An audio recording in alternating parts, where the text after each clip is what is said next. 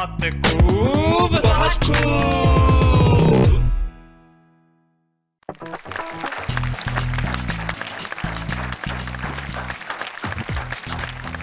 नमस्कार, मैं हूं शैलेश लोढ़ा और आप इस वक्त देख रहे हैं मुझे उस कार्यक्रम में जो हिंदी, कविता, उर्दू, शायरी, भोजपुरी, गीत यानी सभी भाषाओं का संगम है और जिसमें हम मिलकर कहते हैं बहुत खूब। एक लड़का जिसकी प्रेमिका गांव की थी, रेस्टोरेंट में चले गए तो पूछा वेटर ने आके क्या लेंगे, तो लड़की बोली जरा वो सब्जी वाली रोटी ला के दे दीजिए। वेटर चौंका, बोले ये कौन सी डिश है? तो प्रेमी बोला नहीं गांव की है ना, पिज्जा मांग रही है। जिस देश में पिज्जा सब्जी वाली रोटी हो सकता है, हमारा देश कमाल का है। हमारे देश की कुछ चीजें तो ऐसी है कि आप जो ना करें वो कम है। किसी के घर में चले जाइए, वो 2000 रुपए की अटैची खरीद लेगा लेकिन उस पर 150 रुपए वाला कवर जरूर लगाएगा। ये हिंदुस्तानी परंपरा होती है, हम अपनी परंपराएं बदलते नहीं है। जैसे पानी पताशे वाली दुकान पे जाएं, पानी पताशा खा के हम एक्स्ट्रा पानी जरूर मांगते हैं। हमारी परंपरा निभानी चाहिए। हमारी कुछ परंपराएं ऐसी जो शायद इसी देश में, मेरा ख्याल से दुनिया के किसी और देश में ऐसी परंपरा नहीं होगी जो हमारे इस सब कॉन्टिनेंट में है, जहां पूरी रात बैठ के आदमी कविताएं सुने। कविताओं का ऐसा वाचन और कविताओं का ऐसा प्रेम और कविताओं के प्रति ऐसी आस्था और ऐसा अनुराग मेरे ख्याल से दुनिया के और किसी देश में नहीं पाया जाता। और यही तो हमारी ताकत है और इसी परंपरा का दूसरा नाम है बहुत खूब। तो आइए आज की हमारे इस महफिल में हम बुलाते हैं हमारे साथियों को। हमारे साथ है मुंबई की अर्चना मिश्रा। नमस्कार अर्चना, आइए। अर्चना जी, आप लेखन के कार्य में रत हैं, क्या क्या लिखती रहती हैं? मैंने कुछ डॉक्यूमेंट्री लिखी हैं डीडी के लिए और एक भोजपुरी फिल्म भी लिखी है। अच्छा, उसके डायलॉग्स लिखे हैं आपने? जी जी, पूरी कथा, पटकथा और संवाद। क्या बात है, संवाद सुनाइए जरा, 2 संवाद सुनाइए भोजपुरी उस फिल्म के। मैंने एक उसमें संवाद लिखा था। एक गांव के कैरेक्टर थे नूर मियाँ जी। वो टांगे पे ले जा रहे हैं हीरो को, तो वो कहते हैं कि गांव के सड़क शहर जैसन समतल ना हो खेला बाबू साहब, यहाँ के लोगन जैसन ही उखड़ खाबड़ हो खेला। क्या बात। लेकिन मुझे लगता है कि गांव के लोग उबड़ खाबड़ नहीं होते, वो ज्यादा सीधे होते हैं, समतल होते हैं। हम एक ऐसे व्यक्तित्व से आपको मिलवाते हैं जो काफी सहज है लेकिन दुनिया उन्हें उबड़ खाबड़ ही समझती रही है। वीनू महेंद्र।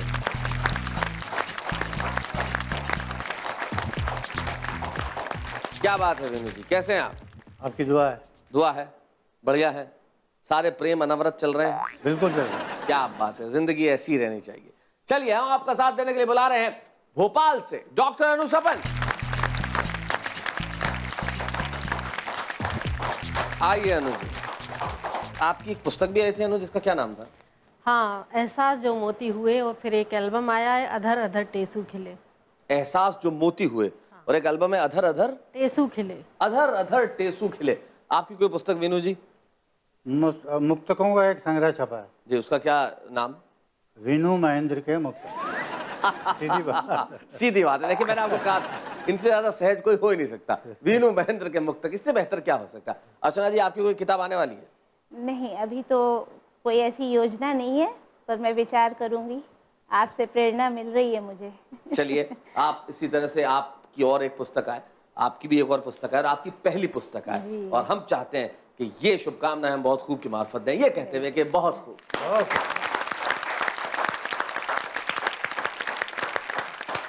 वीनू, अनु, अर्चना, ये हैं हमारे आज साथ वीनू महेंद्र। पहली बार वीनू नाम से सुनते हैं तो कोई ऐसा लगता है कि शायद कोई महिला आ रही हो, फिर आपको देख के आदमी की भावनाओं पे जो तुषारापात होता है, जो कुठाराघात होता है, उसका वर्णन नहीं किया जा सकता। वीनू महेंद्र बड़े सहज व्यक्ति हैं, इतने सहज व्यक्ति हैं। इनका एक सच्चा किस्सा है जो मैं आपको बताना चाहता हूँ, शायद मैंने पहले भी आपको बताया, लेकिन एक सच्चा किस्सा है। वीनू महेंद्र एक ऑटो वाले को मुंबई में सारी रात सिर्फ इसलिए घुमाते रहे कि उतरने के बाद देने के पैसे नहीं थे।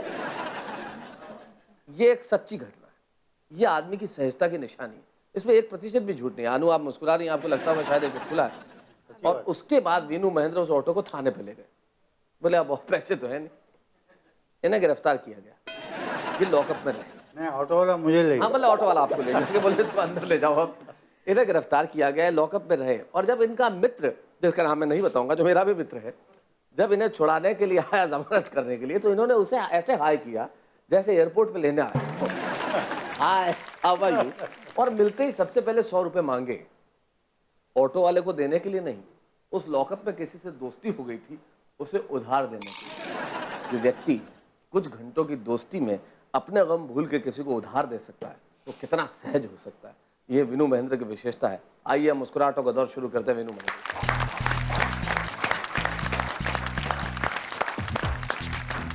आप सभी को नमन करता हूँ और सबसे पहले एक मुक्तक स्वागत। आपकी सेवा में रखता हूँ। मुक्तकों की बात चली है। सिर्फ उम्मीद में उम्र ही चुक गई, सिर्फ उम्मीद में उम्र ही चुक गई, सिर्फ उम्मीद में उम्र ही चुक गई, एक दो राह पर जिंदगी रुक गई। क्या बात है। एक दो राह पर जिंदगी रुक गई।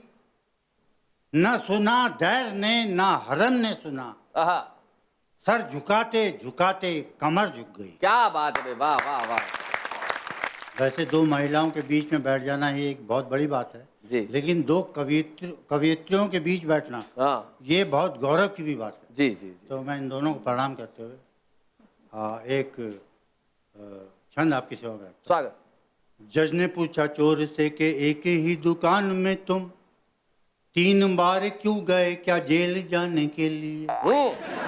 और कितनी दुकानें थी जिसमें भी तुम जा सकते थे, एक ही जगह मिली क्या जूते खाने के लिए? हाँ, एक ही जगह मिली क्या जूते खाने के लिए।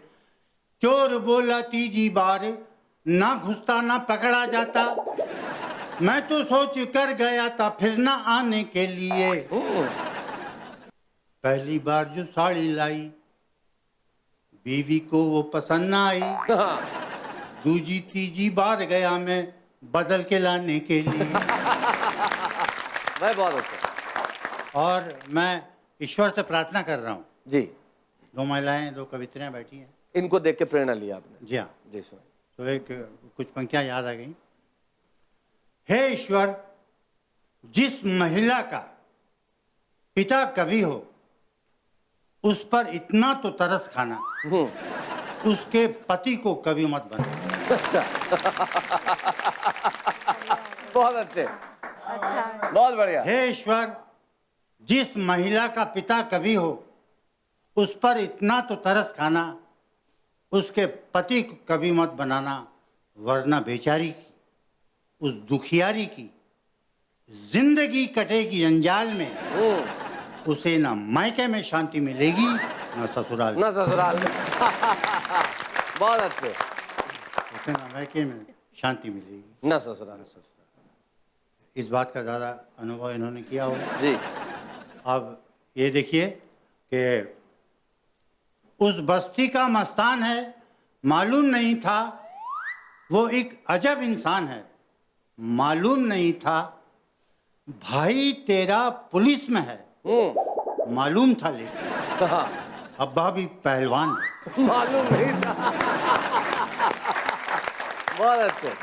भाई तेरा पुलिस में है, मालूम था लेकिन अब्बा भी पहलवान है। मालूम नहीं था। मालूम नहीं था। अब ये पंक्तियां देखिए कि एक साहब हाँफते हाँफते मैटरनिटी होम जैसे ही पहुंचे तो नर्स ने बधाई दी कि मुबारक हो, क्या खूबसूरत संजोग है कि आप 2 बजे आए और ठीक 2 बजे के आसपास आपकी पत्नी ने 2 बच्चों को जन्म दिया।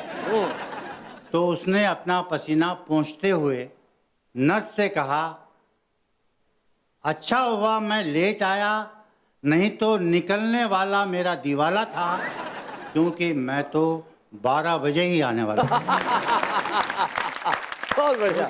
बहुत अच्छे, बहुत बढ़िया। भाई जो आपने बिल्कुल कहा कि 12 बजे आता तो ऐसा हो जाता। जैसे एक अस्पताल के अंदर 3 महिलाएं जो थी वो लेटी हुई थी, तो एक महिला ने कहा कि भाई मेरे साथ तो कमाल हो गया, मैंने कल रात को जुड़वा पिक्चर देखी थी और आज मेरे 2 जुड़वा बच्चे हो गए। दूसरी बोली मैंने 3 देवियां देखी थी और मेरे तो 3 हो गए। तीसरी डर के मारे बेहोश हो गई क्योंकि उसने एक रात पहले अली बाबा और 40 चोर देखी। ये जो अंक होते हैं कि जीवन में बड़ा काम करते हैं, लेकिन हम जो अंक हमारा है वो समय का ये जो अंक है वो कोई ज्यादा दूर इधर उधर नहीं होने वाला है। बस हम यूं गए यूं आए। लेकिन हाँ, उसके पहले अनु सपन मोहब्बत की शायरी करती हैं। लेकिन अनु सपन से एक सवाल करते हैं। अनु सपन जी, एक जमाने में आपने भजन वजन भी लिखे, जरा 2 पंक्तियां सुनाएंगे हमारे दर्शकों को ब्रेक पे जाने से पहले? आप एक बार क्यों जो याद आपका दिला रहे हैं? दशरथ जी का जो भजन था वो बड़ा लोकप्रिय हुआ था, जरा दो पंक्तियां हमारे दर्शकों को। मैं जब उस समय 6th-7th में पढ़ती थी तो गाना फिल्मी गाना था, जिंदगी इम्तिहान लेती है। जी, तो उस तो वक्त उस तर्ज पर मैंने हाँ, बताइए, भजन बताइए, लिखा जरा था। दो मैं तीन पंक्तियां शुरुआत सुनाइए। भजनों से मेरी हुई। जी। उसमें लिखा था के कई इम्तिहान लेती है, के कई इम्तिहान लेती है, दशरथ जी के प्राण, दशरथ जी के प्राण, दशरथ जी के प्राण लेती है। क्या बात है अनु जी, अब बहुत अच्छे, बहुत अच्छे। कमाल की पैरोडी आपने लिखी थी, लेकिन हम सुनवाएंगे आपको इससे भी कुछ बेहतर ब्रेक के बाद। बहुत खूब।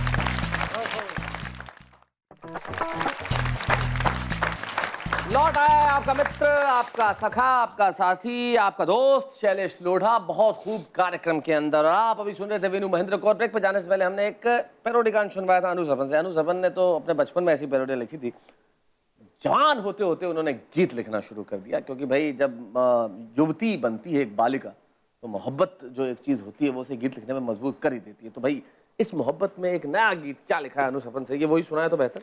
आइए।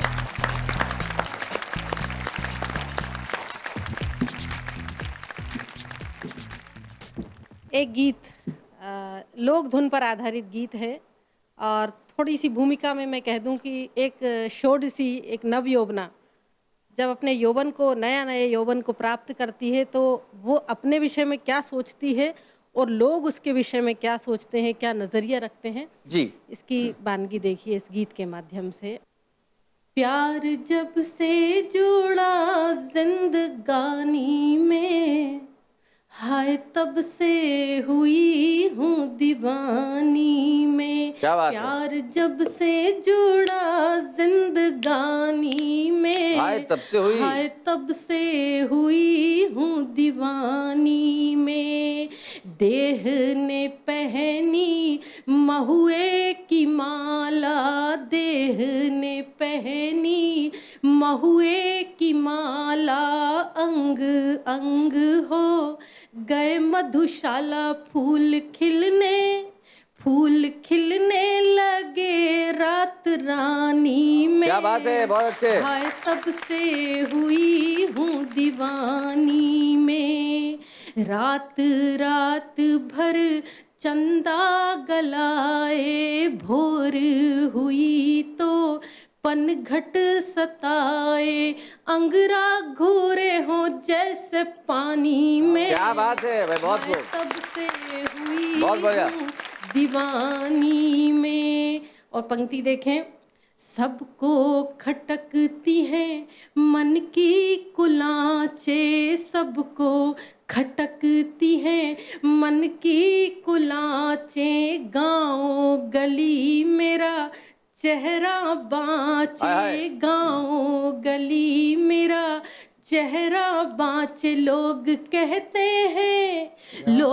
कहते हैं हो गई सयानी। हाय हाय, क्या बात है। हाय तब से बहुत अच्छे। हुई हूँ दीवानी में। दीवानी में। और आखिरी गीत का बंद है, मैं चुप रहूं तो बोले कोयलिया, धीरे चलूं तो बाजे पयलिया, मैं चुप रहूं तो बोले कोयलिया, धीरे चलूं तो बाजे पयलिया। मन लगा पिया की राजधानी हाय हाय भाई, बहुत में, अच्छे। हाय तब से हुई हूँ दीवानी में, हाय तब से हुई हूँ दीवानी में। वाह वाह वाह।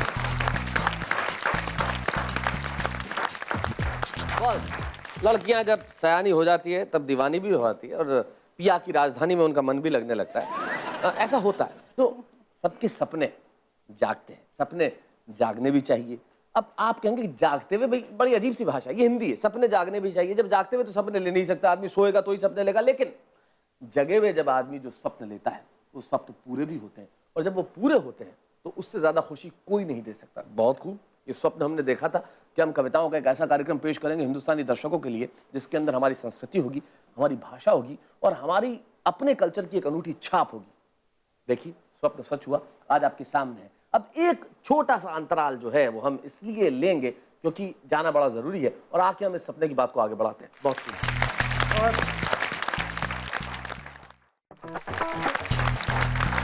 लौट आए ब्रेक के बाद बहुत खूब में हिंदुस्तान का एक ऐसा कार्यक्रम जो शायद किसी टीवी चैनल पे नहीं है, शायद क्या बिल्कुल किसी भी टीवी चैनल पे ऐसा कोई कार्यक्रम नहीं है जो आपको अपनी भाषा, अपनी संस्कृति और अपनी जो हमारी मिठास है जिंदगी की उससे रूबरू कराए।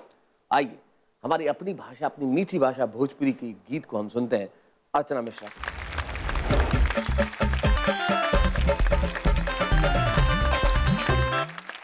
जन्म भयो केसरी नंदन को, सभी के दुख के भंजन को। क्या बात है। जन्म भयो केसरी नंदन को, माता अंजनी पालना झुलावे, काजल का गालों पे दिठौना लगावे। क्या बात है। जन्म भयो केसरी नंदन को, हंसे पिता केसरी देख देख हर से, नयनों से स्नेह का प्रेम रस बरसे। जन्म भयो केसरी नंदन को, वाह वाह। सभी के दुख के भंजन को,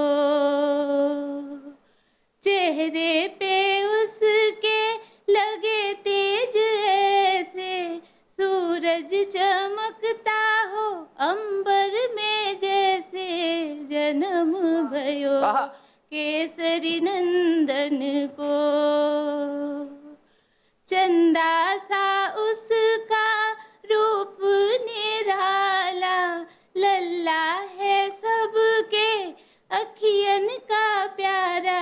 जन्म भयो केसरी नंदन को, सभी के दुख के भंजन को। जन्म भयो केसरी नंदन को। क्या बात है, वाह वाह वाह वाह, बहुत बहुत धन्यवाद अर्चना जी। अर्चना मिश्रा जी सुना रही। देखिए हमारी परंपरा कितनी बढ़िया बात है कि हम हमारे ईश्वर का अवतार लेने पे भी जो गीत सुनते हैं, सुनाते हैं, कहते हैं। क्या बढ़िया बात आपने ढंग से सुनाई। उसके पहले वीनू महेंद्र अपनी बातें बता रहे थे और अनु सपन जब लड़की सयानी हो जाती है तो अपने किस्से किस तरह से बयान करती है उसका गीत सुना रही थी। हम इसी तरह के गीत और कविताएं आपको हमेशा सुनाते रहेंगे। जिंदगी में कितने दुख क्यों ना हो, लेकिन हम आपके चेहरों पे हंसी जरूर लाते रहेंगे। ये लोग जो आपके चेहरों पे मुस्कुराहट बांटते हैं, आपको क्या लगता है, क्या इनके भीतर दुख नहीं होंगे? इनके भीतर भी बहुत सारे दुख हैं, लेकिन इन्होंने फैसला ये किया कि आपके चेहरों पे वो हंसी लाएंगे, आपके लबों पे तबस्सुम हमेशा बरकरार रखेंगे।